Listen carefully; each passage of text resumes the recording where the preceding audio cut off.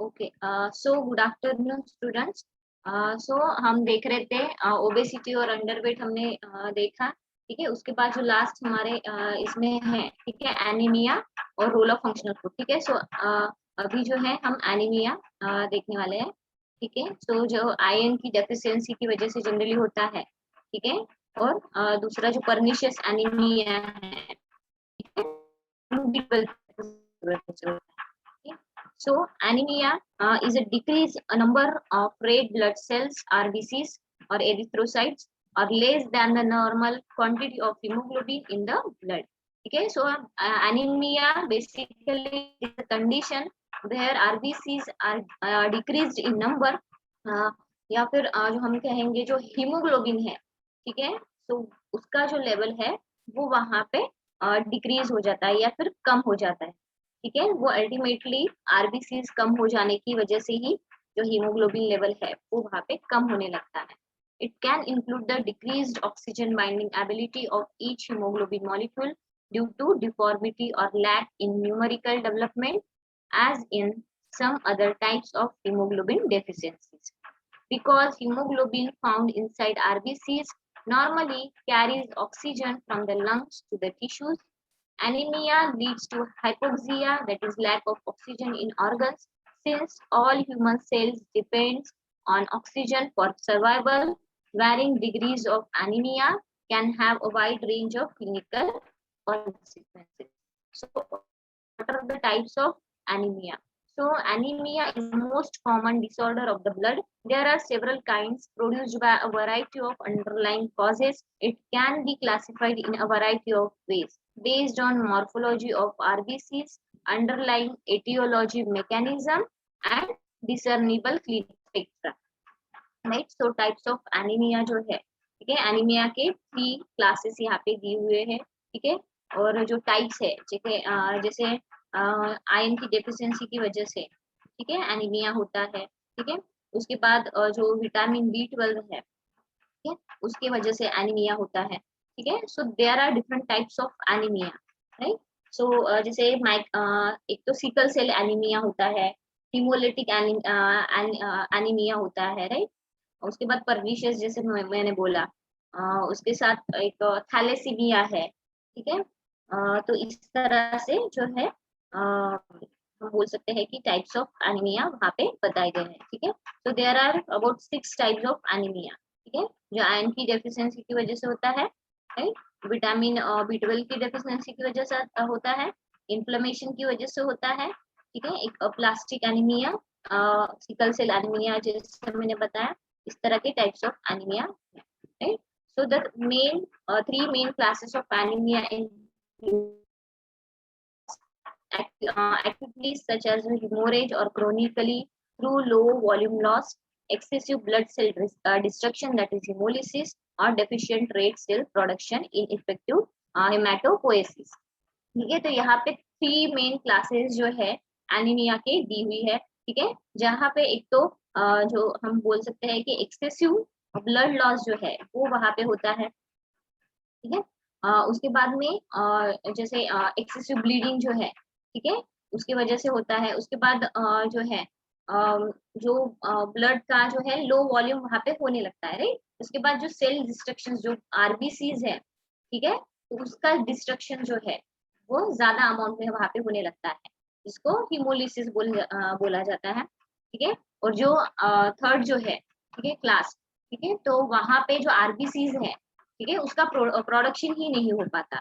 ठीक है, यानी जो हिमेटोपोएसिस जो प्रोसेस होती है, ठीक है, वो इनइफेक्टिव हो जाती है। जनरली जो हिमेटोपोएसिस जो प्रोसेस होती है, ठीक है, उसकी वजह से जो है ब्लड सेल जो है वो फॉर्म होते हैं। ठीक है, जो जो हिमेटोपोइटिक स्टेम है, ठीक है, जो बोन मैरो में प्रेजेंट रहता है, ठीक है, जो मेडुलर रीजन है, ठीक है, मिडल रीजन जो है, ठीक है, तो वहां पे जनरली ये हिमेटोपोइटिक स्टेम जो है वो वहां पे प्रोड्यूस होता है, उससे फिर ब्लड सेल्स जो है वो तैयार होते हैं, राइट।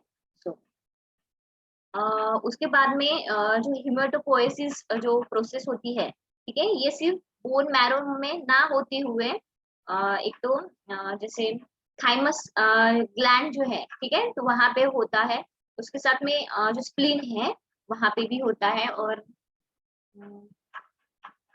शायद लीवर में भी होता है, ठीक है, लीवर में भी होता है, ठीक है। इस तरह से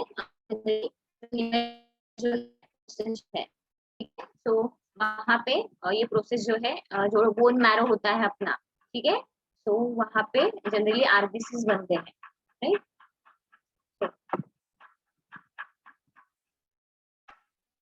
डायग्नोसिस, इसमें टाइप्स, हाँ है, लगा कि type, okay, so diagnosis. Anemia is typically diagnosed on a complete blood count. Apart from reporting the number of red blood cells and the hemoglobin level, the automatic counters also measure the size of the blood cells by flow cytometry. ठीक है, so जो count है, ठीक है, blood cells का, वो generally flow cytometry से जो है वो मेजर होता है, ठीक है। So anemia is typically diagnosed on a complete blood count, ठीक है। सो ब्लड काउंट जो है उसको देखते हुए जो है एनीमिया जो है वो डायग्नोज किया जाता है, ठीक है। उसके साथ में जो रेड ब्लड सेल्स है, ठीक है, उनका काउंट, जो एचबी लेवल्स है वो देखा जाता है कि एचबी लेवल कितना है, ठीक है। उसके बाद में जो ऑटोमेटिक काउंटर है वो जनरली वहाँ पे भी जो रेड ब्लड जो सेल्स है उनका साइज जो है, ठीक है, यानी डिफरेंट डिफरेंट टाइप्स में जो है वो डायग्नोसिस वो होगा, ठीक है। कहीं पे क्वांटिटी मेजर की जाती है, यानी काउंट मेजर किया जाता है, कहीं पे हीमोग्लोबिन का लेवल देखा जाता है, ठीक है, और कहीं पे आरबीसी का साइज जो है वो वहां पे देखा जाता है, ठीक है, by process of flow cytometry, ठीक है। तो एक फ्लो साइटोमेट्री ये जो है एक टेक्निक है, ठीक है, नई टेक्नोलॉजी है, ठीक है। जनरली जो भी यानी एक रैपिड टेक्निक इसको माना गया है, जो भी सिंगल सेल का सॉल्यूशन जो है, ठीक है, वो वहां पे बना के, ठीक है, जो भी लेजर की एक्टिविटी जो है, यानी एक लेजर का लाइट सोर्स जो है वो वहां पे दिखाया जाता है, ठीक है। और जो भी जैसे जो भी फ्लोरोसेंट लाइट जो है जनरली वहां पे यूज करते हैं, ठीक है। और उसके साथ में जो है हम बोल सकते हैं कि जो स्कैटर वहां पे प्रोड्यूस होता है एक सिंगल सेल को लेकर, ठीक है, तो वहां पे फिर वो पता लगाया जा सकता है, ठीक है। तो जनरली यहाँ पे हम कह सकते हैं कि जो भी काउंट है रेड ब्लड सेल्स का, राइट, उसके बाद उसका साइज होगा, राइट, तो वो जनरली डिटेक्ट करने के लिए ये फ्लो साइटोमेट्री जो है वो जनरली वहां पे यूज की जाती है, राइट। जो साइज है, जो शेप है, राइट, जो काउंट है, ठीक है, तो उसका डिटेक्शन करने के लिए जनरली ये फ्लो साइटोमेट्री ये टेस्ट की जाती है, राइट। तो यहाँ पे फ्लोरोसेंट लाइट जो है, ठीक है, वो पास ऑन किया जाता है, ठीक है, जो भी सिंगल सेल होगा वहां वहां से, राइट, और यानी सिंगल सेल सॉल्यूशन वहां पे तैयार किया जाता है, ठीक है। तो इस तरह से अलग अलग पैरामीटर्स जो है यहाँ पे हमको पता चलते हैं, right. So which is an important tool in distinguishing between the causes of anaemia, ठीक है। तो ये बहुत इम्पोर्टेंट टेक्निक है कि जहाँ पे जो भी कॉजेस है एनीमिया के किस वजह से हुआ है, यानी सेल काउंट कम होने की वजह से हुआ है, या साइज में चेंजेस आने की वजह से हुआ है, या फिर काउंट कम होने की वजह से हुआ है, right? तो कॉज मेन क्या है, तो वो यहाँ फ्लो साइटोमेट्री टेक्नोलॉजी से पता चलता है। Examination of a stained blood smear using a microscope can also be helpful and is sometimes a necessity in regions of the world where automated analysis is less accessible, ठीक है। तो ये blood smear जो है, ठीक है, जो staining process होती है, राइट, यहाँ पे ड्रॉप लेके नीडल प्रिक करके जो ब्लड स्मीयर वहां पे लिया जाता है, ठीक है, और वो माइक्रोस्कोप के अंडर देखा जाता है, ठीक है। वो भी एक टेक्निक है कि वो वहां पे सेल का साइज शेप जो है वहां पे हम देख सकते हैं, ठीक है। पर ऐसे रीजन जो है जहाँ, हाँ बोलिए ना। मैम स्मीयर यानी क्या होगा? क्या क्या? हम जो वहाँ पे लिखा हुआ है examination of a stain blood smear, smear यानी ब्लड स्मीयर यानी जब आप पिक करते हो ना, ठीक है, तो वो जो ड्रॉप आउट होता है, ठीक है, तो वो ब्लड स्मीयर बोला जाता है, ठीक है। स्मीयर यानी ब्लड स्मीयर उसको कहा जाता है, जो भी जैसे वहां पे ब्लड में सेल्स वगैरह होते हैं, ठीक है, तो वो आपका आपने देखा होगा ना, आपका ब्लड स्मीयर निकाला जाता है। अभी तो पता नहीं वो टेक्निक है कि नहीं, अभी तो मैंने भी किया नहीं, ठीक है। पर आपने देखा होगा, एक तो इंजेक्शन जो है उसके थ्रू लिया जाता है, ठीक है, और उसके साथ में नीडल से प्रिक करके अपने जो बीच वाला फिंगर है, ठीक है, सो मिडल फिंगर जो होता है वहां पे, किया था ब्लड ग्रुप वाला। हाँ हाँ, ब्लड ग्रुप जब निकालते हैं ना तब किया जाता है। या फिर कभी कभी जो है नीडल से भी निकाला जाता है, आपकी जो वेन्स होती है, राइट, तो वहां से भी कभी कभी निकाला जाता है, ठीक है। सो तो वो वहां पे ब्लड स्मीयर उसको बोला जाता है, ताकि जो भी काउंट होगा या फिर जो साइज होगा, ठीक है, वो वहां पे हम इजीली देख सके माइक्रोस्कोप के अंदर। ये काउंट तो यानी अगर सपोज इंजेक्शन के थ्रू लेते हैं, ठीक है, तो वहां पे काउंट पता चलता है, पर जब नीडल से प्रिक करते हैं, ठीक है, तो वहां पे जो है वो टेस्ट उतनी सही मानी नहीं जाती कि काउंट देखने के लिए, ठीक है।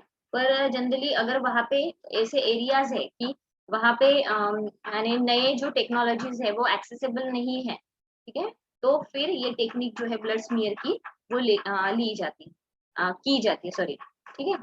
सो उसके बाद में आगे दिया हुआ है, so examination of stain blood smear using a microscope. और हाँ, ये ब्लड स्मीयर जो है ना, यहाँ पे जैसे ब्लड स्मीयर हमने ले लिया, ठीक है, तो उसमें एंटीजन वगैरह डाला जाता है, ठीक है, तो वो क्लियरली दिख सके इसलिए।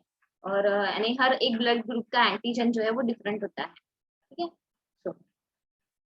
सो यहाँ पे जो है यानी सीरम होते हैं एक्चुअली वो यानी जो हमने हमने भी किया था, ब्लड ग्रुप जब निकालते हैं, ठीक है, वो स्मीयर जो है वो सॉरी सीरम जो है वो डाले जाते हैं उसको इसमें अगर ए ग्रुप वाला होगा तो ब्लड ए ग्रुप वाला होगा, तो उसके लिए अलग स्मीयर होता, सॉरी सीरम होता है, ठीक है। ऐसे तीन प्रकार के सीरम्स होते हैं ए बी के लिए, इस तरह से वो जो ब्लड ग्रुप है वो निकाला जाता है, right. So examination of strained blood smear using a microscope can also be helpful and is sometimes a necessity in regions of the world where automated analysis is less accessible, ठीक है। so ऐसे reason जो है जहाँ पे automated analysis जो है वो पॉसिबल नहीं है, ठीक है, क्योंकि ये बहुत कॉस्टली होते हैं, राइट। सो इसकी वजह से ऐसी रीजन में जैसे रूरल एरियाज है, ठीक है, तो वहां पे पॉसिबल नहीं होता, राइट।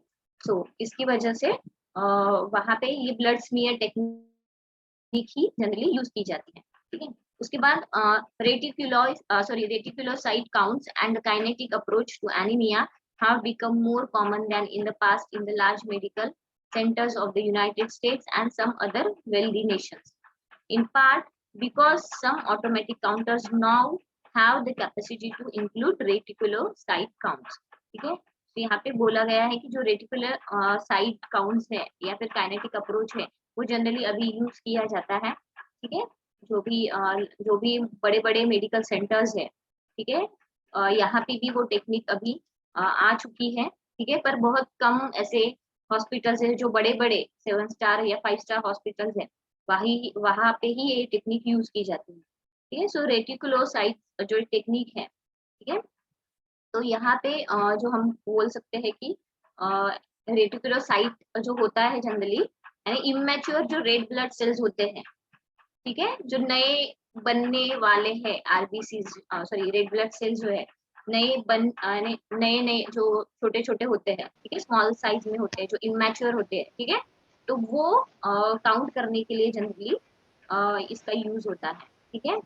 तो रेटिकुलोसाइट्स जो है उनको स्मॉल जो रेड ब्लड सेल्स है या फिर इमेच्योर कहेंगे उसको, रेड ब्लड सेल्स जो है, ठीक है, सो वो होते हैं कि उनके काउंट के लिए, ठीक है, जनरली रेटिकुलोसाइट काउंट जो है वो उसके लिए यूज होता है, जो काइनेटिक अप्रोच है उसके लिए यूज होता है, ठीक है। सो तो यानी एक हम कह सकते हैं कि जो भी एबनॉर्मल रिजल्ट्स आते हैं, ठीक है, हम जब पूरा कंप्लीट ब्लड काउंट करते हैं, ठीक है, तो उसके लिए ही जनरली ये टेक्निक यूज की जाती है, ठीक है, जो रेटिकुलोसाइट काउंट है, ठीक है। सो जैसे एबनॉर्मल काउंट हो गया वहां पे, ठीक है, जो भी एबनॉर्मल रिजल्ट आते हैं, ठीक है, या फिर आरबीसी काउंट हो गया, उसके बाद हीमोग्लोबिन है, ठीक है। तो यानी वो इसका भी, इस टेक्निक का भी यूज वही है कि यानी मेन कॉज क्या है उसका, ठीक है। तो इसकी वजह से तो उसके बाद में यानी साइज अगर कम हो गया तो वो ऑब्वियस है, वो भी एक एनीमिया का टाइप ही होगा, राइट। तो इसकी वजह से अगर सपोज जो हम कहते हैं कि अगर हाई रेटिकुलर काउंट अगर वहां पे हमने देखा, ठीक है, तो इसका मतलब है जो भी रेड ब्लड सेल जो बोन मैरो से बन रहे हैं, ठीक है, तो वो एक सर्टेन टाइप ऑफ एनीमिया होगा, राइट। क्योंकि वहां पे बोन मैरो से ही जो है आरबीसी जो है छोटे छोटे यानी स्मॉल साइज में बन रहे हैं, तो वो भी एक प्रकार का एनीमिया होता है कि यानी हम कह सकते हैं कि कोई भी न्यूट्रिएंट हो सकता है कि वहां पे जो है वो प्रोवाइड नहीं हो रहा है हमारे डाइट के थ्रू, या फिर हमारे बॉडी में प्रेजेंट ही नहीं है, तो इसलिए जो है आरबीसी जो काउंट है, ठीक है, तो वो सॉरी आरबीसी का साइज जो है ये वो इमेच्योर आ रहा है वहां पे, राइट। यानी वो एक तो हेरिडिटरी प्रॉब्लम भी हो सकती है, ठीक है, या फिर न्यूट्रिशन डेफिशिएंसी की वजह से भी हो सकता है, ठीक है। तो वो कॉस्ट पता लगाने के लिए ही जो है ये काउंट वगैरह जो है वो किया जाता है, ठीक है। और ये जो हम बोल सकते हैं कि जो भी हाई रेटिकुलोसाइट काउंट है, ठीक है, तो जनरली जब भी हम देखते हैं कि बहुत सारी ब्लीडिंग होती है, हीमोरेज की कंडीशन होती है, ठीक है, तो ऐसी जो रेड ब्लड सेल्स है ये जनरली यानी लो कॉन्सेंट्रेशन से कॉन्सेंट्रेशन सॉरी लो एटीट्यूड से हाई एटीट्यूड में जनरली चेंज होते रहती है, यानी मूव होती रहती है, सॉरी, ठीक। तो इस तरह से वहां पे जो साइज है, ठीक है, आरबीसीज का जो कितने अमाउंट में मैच्योर आरबीसीज जो है वो फ्लो हो रही है बोन मैरो में से, ठीक है, तो उसका काउंट है जनरली इस प्रोसेस के थ्रू देखा जाता है। हाँ, so this is a quantitative measure of bone marrow's production of new red blood cells. The reticulocyte production index is a calculation of the ratio between the levels of anemia and the extent to which the reticulocyte count has risen in response. So, if the degree of anemia is significant, even a normal reticulocyte count actually may reflect an inadequate response. ठीक है, तो यहाँ पे बोला गया है कि अगर जो एनीमिया की डिग्री जो है अगर वो भी अगर सिग्निफिकेंट रही, ठीक है, सो जो नॉर्मल जो रेटिकुलोसाइट काउंट होता है वो भी जनरली जो भी इनएडिक्वेट रिस्पॉन्स है उसको रिफ्लेक्ट करते हुए दिखाई देता है, राइट। तो वो जनरली हम कह सकते हैं कि उसकी वजह से भी जो है पर्सन जो है एनीमिक होता है, ठीक है, भले ही वो नॉर्मल काउंट है पर वो हो सकता है कि आगे जाके प्रॉब्लम दे, राइट। तो वही है कि कितने अमाउंट में वो होना चाहिए, ठीक है, तो वो पता लगना बहुत जरूरी है, वो काउंट पता लगना बहुत जरूरी है। In the morphological approach anaemia is classified by the size of the red blood cells, ठीक है। सो जो मॉर्फोलॉजिकल अप्रोच होता है जहाँ पे हम साइज शेप वगैरह देखते हैं, ठीक है, सो तो वो अप्रोच जो है यहाँ पे यूज किया जाता है, ठीक है। So this either done automatically or or on microscopic examination of peripheral blood smear, ठीक है। तो ये जो टेक्निक है यानी size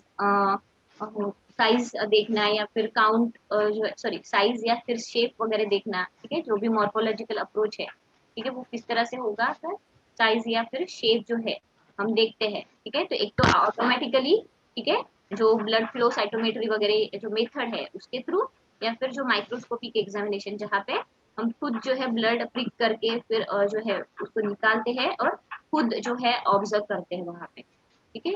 so the size is reflected in the mean corpuscular volume, that is MCV.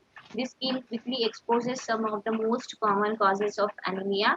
For instance, a microcytic anemia smaller than usual red blood cells. ठीक है, जो नॉर्मल साइज होता है रेड ब्लड सेल्स का से कम size जो है microcytic anaemia में होता है। It is often the result of iron deficiency, ठीक है। सो जो माइक्रोसिटिक एनीमिया होता है, ठीक है, वो आयरन की डेफिशिएंसी की वजह से होता है, जिसमें जो आरबीसीज होते हैं, ठीक है, उसका साइज जो है वो स्मॉल दिखने लगता है। सो रिस्क फैक्टर्स कौन कौन से हैं? So the incidence of anaemia increases with age, particularly after age 65 years. Risk factors associated with the condition include patients with diet low in iron, vitamins और minerals. ठीक है, अगर पेशेंट का diet जो है आयरन के आयरन में कम अगर रहा, ठीक है, तो डेफिशिएंसी जो है एनीमिया वो हो सकती है। उसके बाद विटामिन, जैसे विटामिन B12 है, ठीक है, उसकी वजह से परनिशियस एनीमिया होता है। और जो मिनरल्स भी यहाँ पे बोला गया है, ठीक है, तो जनरली इंटरएक्टिव वे में विटामिन मिनरल्स जो है वो काम करते हैं। ठीक है, अगर वहां पे आयरन है, ठीक है, तो ऑब्वियस है विटामिन सी, मैम किसका विटामिन माइक B12 वहां पे लगेगा, राइट। तो इस तरह की जो है इंटरएक्टिव रिलेशनशिप में जो है विटामिन एंड मिनरल्स काम करते हैं। अगर आयरन है, ठीक है, पर विटामिन सी नहीं है, माइक ऑन है, बहुत सारे लोगों की आपकी वॉइस क्लियर नहीं आ रही है। किसका माइक ऑन है? साक्षी माइक बंद कर दीजिए। साक्षी माइक बंद कर दीजिए।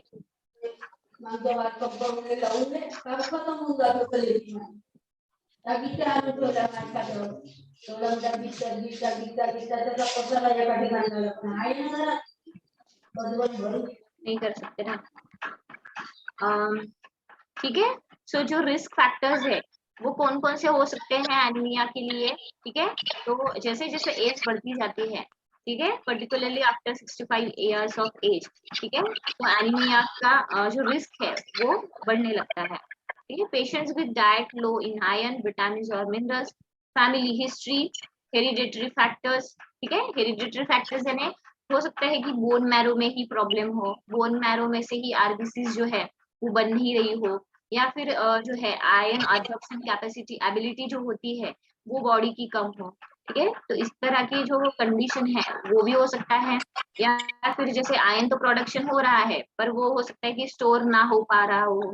ठीक है, तो इस तरह की जो है कंडीशन की वजह से हो सकता है कि या फिर ऐसी फैमिली हिस्ट्री भी हो सकती है कि नहीं बोन मैरो जो है उसमें प्रॉब्लम हो सकती है। ठीक है, या फिर पहले से यानी हम देखते हैं कि पहले से ही फैमिली में जो है, ठीक है, अगर फैमिली की हिस्ट्री हो रही होगी कि नहीं आरबीसी जो है बनना वो कम हो रही है वो, और हाँ एक क्रोमोसोमल डिफेक्ट की वजह से भी हो सकता है, राइट। अगर बायोलॉजिकल मदर में अगर क्रोमोसोमल डिफेक्ट हो तो बच्चे में भी उसकी जो है उससे रिलेटेड जो डेफिशिएंसीज है या फिर जो चेंजेस है बॉडी में वो वहां पे दिख सकते हैं, राइट। अरे साक्षी माइक बंद कीजिए ना अपना।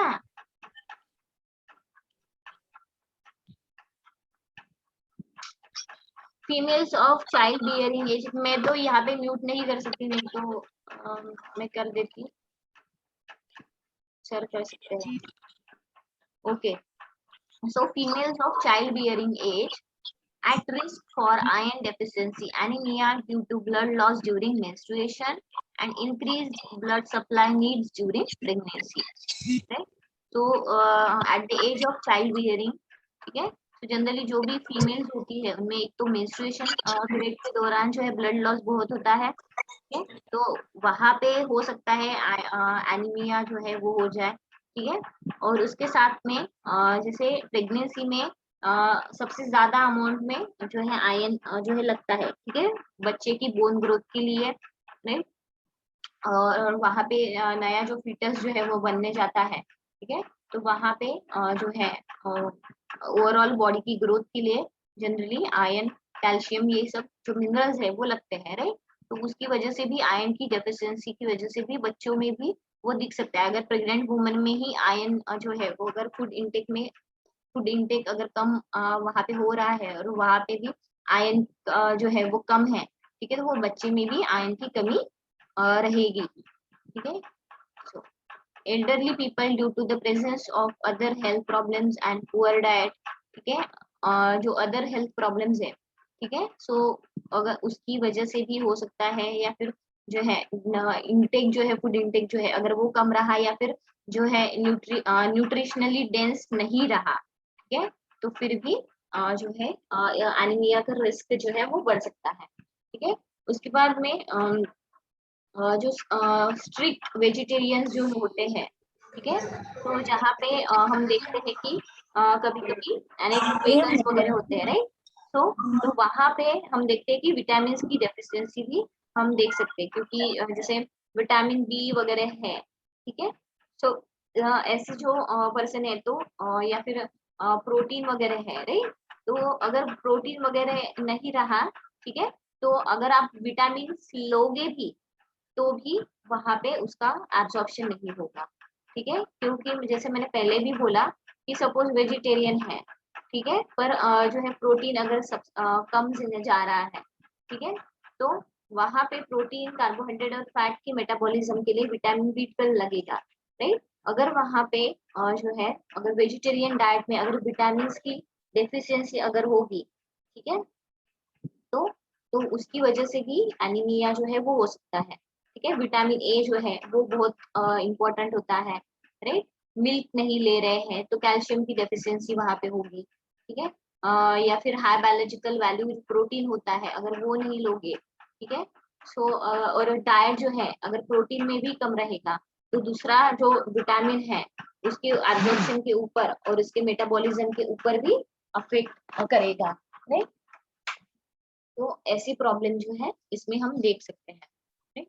और साथ में हम देखते हैं कि जो स्ट्रिक्ट वेजिटेरियंस होते हैं तो उनमें हमेशा विटामिन की डेफिशिएंसी हम देख सकते हैं, राइट। क्योंकि अदर जो इम्पोर्टेंट जो एलिमेंट्स हैं वो भी बहुत एसेंशियल होते हैं हमारे बॉडी के लिए, ठीक है। तो और जो स्ट्रिक्ट वेजिटेरियंस होते हैं, ठीक है, जैसे आपने देखा होगा कि कुछ कुछ जो है इसमें सिर्फ जो है दालें ही खाते रहते हैं, राइट।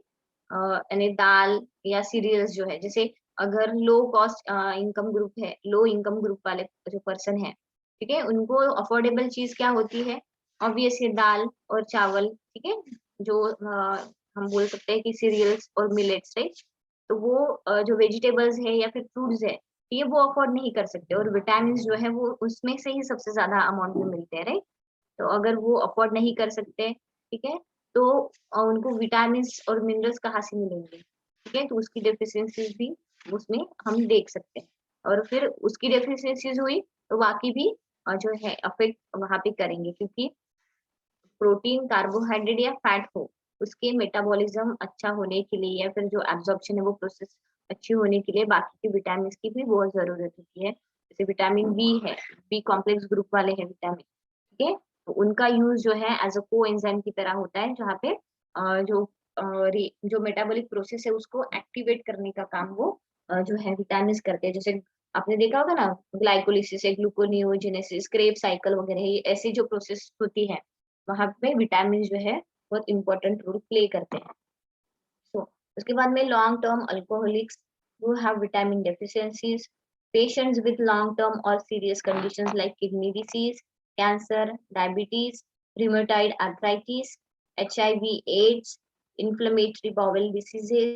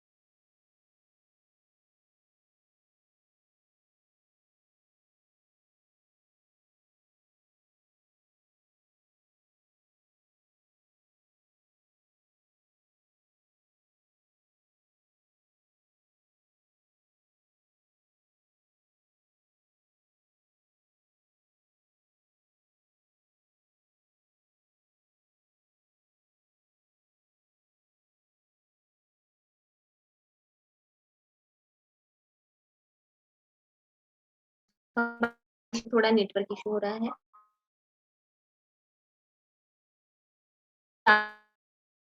अभी बताइएगा, ठीक है, क्योंकि बहुत ही कम नेटवर्क। मैम वॉइस नहीं आ रही है।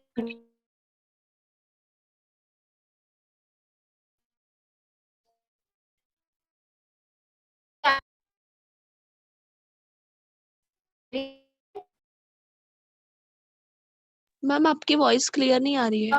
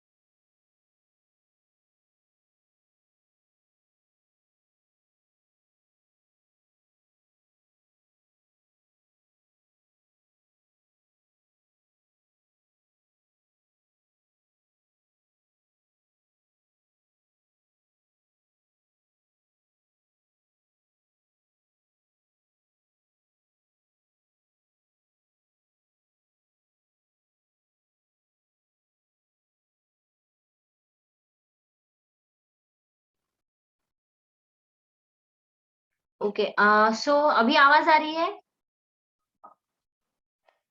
Yes, ma'am.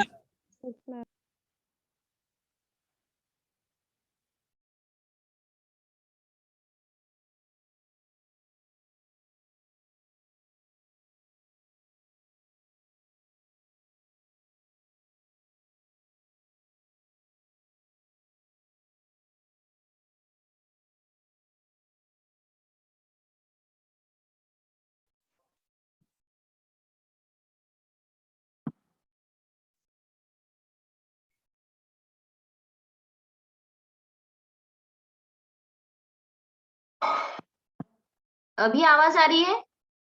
Yes, Yes. ma'am. Yes, ma'am.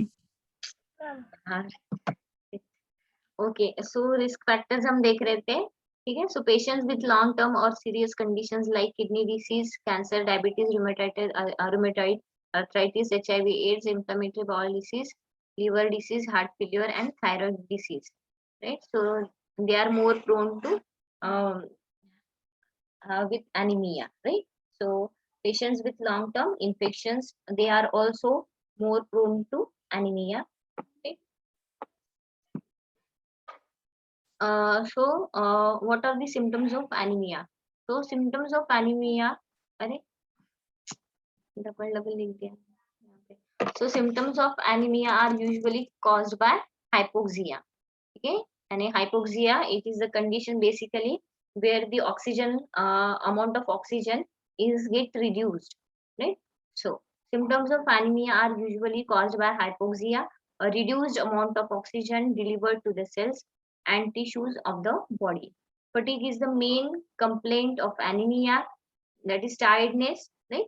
But some types of the disease, including very mild anemia, have no symptoms. Symptoms may vary from mild to intense and include fatigue, decreased energy, weakness, headaches, lightheadedness, cranky attitude, shortness of breath,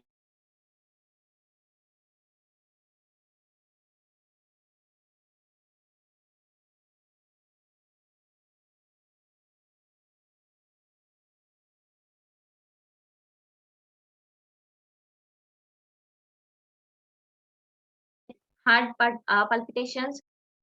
Okay, what are the symptoms?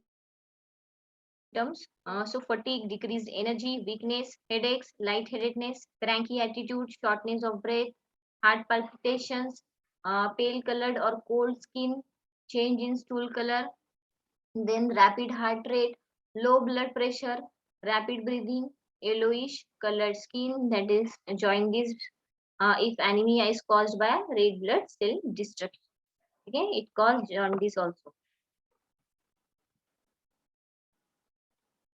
So these are the symptoms of anemia, ठीक है. So अगर severe anemia है, ठीक है, so red जो इसमें दिया हुआ है, फेंटिंग है, चेस्ट पेन है, एंजाइना है, हार्ट अटैक है, ठीक है, तो वो सीवियर एनीमिया कहलाता है, ठीक है. उसके बाद symptoms of worsening anemia may include problems concentrating or thinking, blue color to the whites of the eyes, brittleness, coldness in the hands and feet, sore tongue, chest pain, angina or heart attack, dizziness, fainting or passing out, rapid heart rate. The types of anemia can be divided into three main groups. Anemia due to blood loss, that is chronic और long term blood loss जो है वो होता है, ठीक है. Acute blood loss due to sudden onset from surgery, trauma or an injury, ठीक है. जो second type है anemia caused by decreased or impaired red blood cell production, ठीक है, जहाँ पे RBC का प्रोडक्शन है वो एक तो कम हो जाता है, ठीक है, यानी उसमें इम्पेयरमेंट आने लगती है, ठीक है. उसके बाद anemia caused by the high rates of red blood cell destruction. Anemia may be classified according to the mean corpuscular volume, MCV, also known as the mean cell volume. The mean cell volume is a measurement of the average red blood cell size measured in units of femtoilers, that is FL. detected in standard complete blood count. The MCV classification system helps doctors determine the underlying cause of the anemia. A low MCV less than 80 FL, that is femtoliters, okay, so is called as a microlytic anemia, that is low cell volume. And MCV in the normal range 80 to 99 FL is considered a normocystic anemia, that is normal cell volume.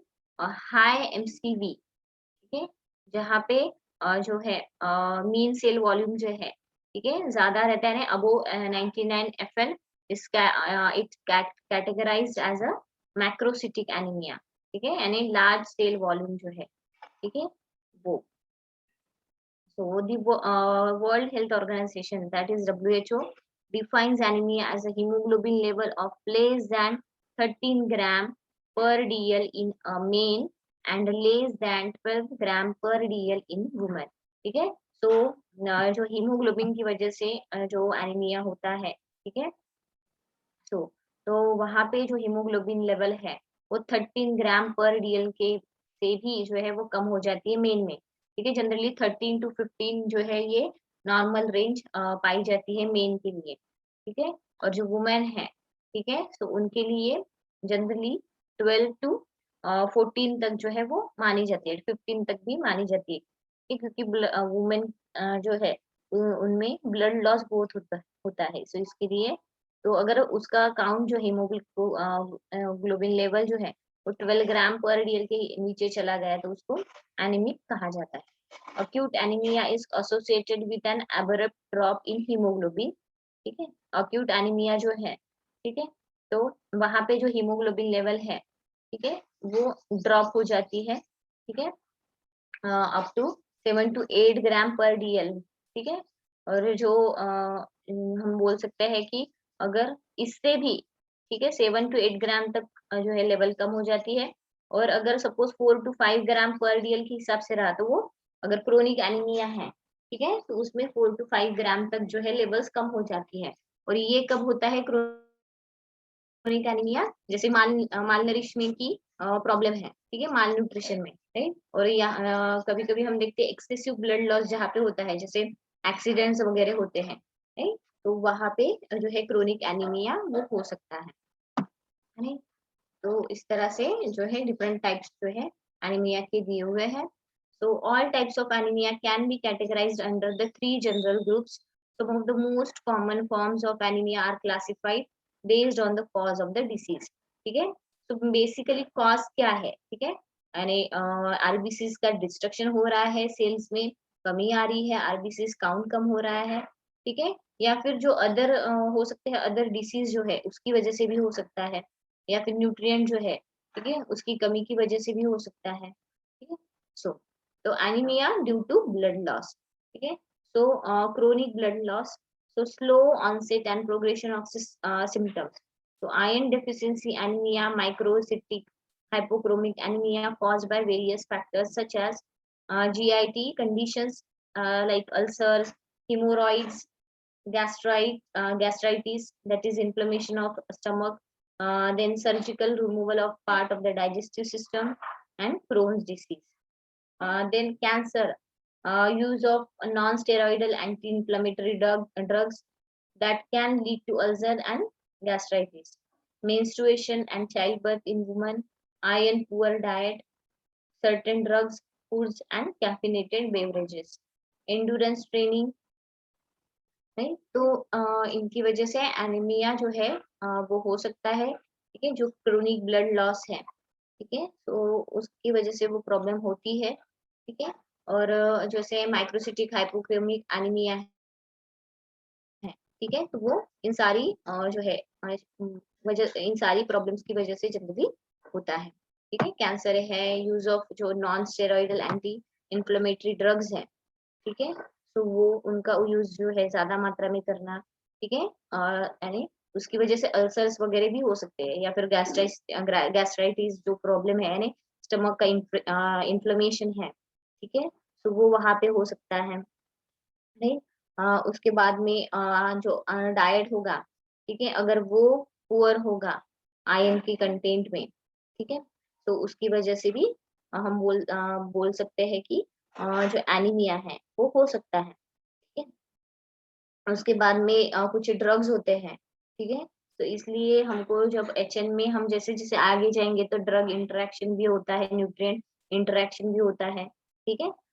सो तो कुछ ऐसे drugs होते हैं जो iron की absorption में problem देते हैं, एब्जॉर्प्शन जो आयरन की एब्जॉर्प्शन है वो रोकली नहीं होती, या फिर कैफिनेटेड जो बेवरेजेस वगैरह है उसकी वजह से भी प्रॉब्लम हो सकती है। उसके साथ एंड्योरेंस ट्रेनिंग, ठीक है, यानी जो हम बोल सकते हैं कि जो एंड्योरेंस बढ़ाने के लिए यानी स्ट्रेंथ बढ़ाने के लिए जो है, ठीक है, या फिर जैसे हम बोल सकते हैं कि अ, यानी एंड्योरेंस बढ़ाने के लिए जनरली जो ट्रेनिंग हम करते हैं या फिर एक्सरसाइज जो करते हैं, ठीक है, सो उसको एंड्योरेंस ट्रेनिंग कहा जाता है, ठीक है। यानी जो भी जैसे एरोबिक सिस्टम है अपनी, ठीक है, सो वो जनरली एनाएरोबिक सिस्टम जनरली उसमें काम करती है, यानी हम जैसे हम भागते हैं ना, ठीक है, दौड़ते हैं हम, एयर के कांटेक्ट में जब आते हैं, ठीक है, तो उसके वो एक ट्रेनिंग होती है जो हम जिम्स में वगैरह करते हैं, ठीक है, यानी एक स्पेस होती है रनिंग के लिए, साइक्लिंग के लिए, ठीक है, हम एयर की एनवायरनमेंट के कांटेक्ट में आते हैं, ठीक है, पर जब हम जिम में वगैरह रहते हैं, ठीक है, हम उतना एयर के कांटेक्ट में नहीं रहते, नहीं, तो अगर ऐसी ट्रेनिंग जो है, ठीक है, सो अगर ऐसी ट्रेनिंग में अगर एंड्योरेंस ट्रेनिंग में अगर हम देखें, ठीक है, तो वो भी एक एनीमिया का जो है कॉज बन सकता है, ठीक है। तो जो एंड्योरेंस है उसका मीनिंग क्या हम कह सकते हैं कि जो भी डिफिकल्ट प्रोसेसेस है, ठीक है, तो जो अ, हम बोल सकते हैं कि लिमिट तक हम जो है कर सकते हैं, ठीक है, यानी जैसे जो वियर एंड टियर प्रोसेस होती है, ठीक है, तो वो सिर्फ कुछ पर्टिकुलर टाइम के लिए ही जो है हम बोल सकते हैं कि अ, कर सकते हैं, राइट, यानी अगर हमको बॉडी बिल्डिंग करनी है, ठीक है, तो हमको सिर्फ उतने टाइम के लिए हम जिमिंग वगैरह करते हैं, ठीक है, तो वो जो एंडोरेंस ट्रेनिंग है, ठीक है, तो यानी सहन शक्ति जो बोलते हैं ना, यानी अगर हम जैसे कुछ वेट वगैरह उठा रहे हैं, ठीक है, सो सहन शक्ति बढ़ाने के लिए जो ट्रेनिंग की जाती है, ठीक है, यानी हम जैसे वेट बढ़ाने के वक्त जो कुछ उठाते हैं, ठीक है, जितना हम कर सकते हैं उसके लिए, ठीक है, यानी बॉडी बिल्डिंग के लिए, ठीक है, सिक्स पैक्स एब्स के लिए करते, कोई जीरो फिगर के लिए जितना जो ट्रेनिंग करता है उसको एंडोरेंस ट्रेनिंग बोलते हैं, राइट। या फिर हम जो हेल्दी रहने के लिए जो जॉगिंग बाइसाइक्लिंग जो है करते हैं, ये वो अलग चीज है, ठीक है, वो रेगुलर एक्सरसाइज के लिए, ठीक है, पर हमको कुछ अचीव करना होता है, जीरो फिगर हो या फिर सिक्स पैक्स एब्स हो या फिर जो है बॉडी बिल्ड करनी हो या फिर मसल बिल्डिंग हो, ठीक है, तब जो एक्सरसाइज कहती है किया जाता है तो वो उसको एंडोरेंस ट्रेनिंग कहा जाता है, ठीक है। तो ऐसी एंडोरेंस ट्रेनिंग में जनरली एक लिमिटेड टाइम के लिए हम एक्सरसाइज करते हैं, ठीक है, कुछ गेन करने के लिए या फिर कुछ पाने के लिए, ठीक है, तो ऐसे इसमें जो है हम देख सकते हैं कि जो है उसकी वजह से भी आयरन की डेफिशिएंसी हो सकती है, क्योंकि आपने देखा होगा कि जो बॉडी बिल्डर्स है, ठीक है, तो वो बहुत प्रोटीन प्रोटीन प्रोटीन का जो है यूज करते हुए दिखाई देते हैं, बाकी जो विटामिन है उसके तरफ उसका उनका ध्यान नहीं रहता, सिर्फ प्रोटीन प्रोटीन ही जो है यूज करते हैं। सो ऐसी जनरली सिचुएशन में, ठीक है, ये एनीमिया होने के चांसेस होते हैं, ठीक है? उसके बाद acute blood loss, hemorrhagic anemia due to sudden bleeding, abrupt onset and appearance of symptoms. Acute blood loss anemia occurs when there is a fast and significant blood loss within 1 to 2 days of within 1 to 2 days of a sudden major hemorrhage, that is bleeding, and the bleeding then is controlled. A loss of more than 30 to 40% of the blood volume can trigger shock and possibly death unless the abnormally low blood volume. ठीक है, ये हम continue करेंगे, ठीक है, थोड़ा next class में, ठीक है, जो है क्योंकि अभी टाइमर जो है ऑफ हो जाएगा, ठीक है, तो मैं यहाँ पे स्टॉप कर रही हूँ, तो ये फिर से हम देखेंगे जो है 10 मिनट के बाद फिर से ज्वाइन होंगे, तब ये हम देख लेंगे, और उसके बाद हमारा इंस्टीट्यूशनल सर्विस जो मैनेजमेंट है, फूड सर्विस मैनेजमेंट, वो उसका थोड़ा इंट्रोडक्शन देख लेंगे, ठीक है। ये एनीमिया जो है आज खत्म कर लेंगे, थोड़ा जितना बचा है उतना, ठीक है। Thank you all. ये आवाज नहीं आ रही क्या अमित? Thank you ma'am. हाँ, थोड़ी देर के बाद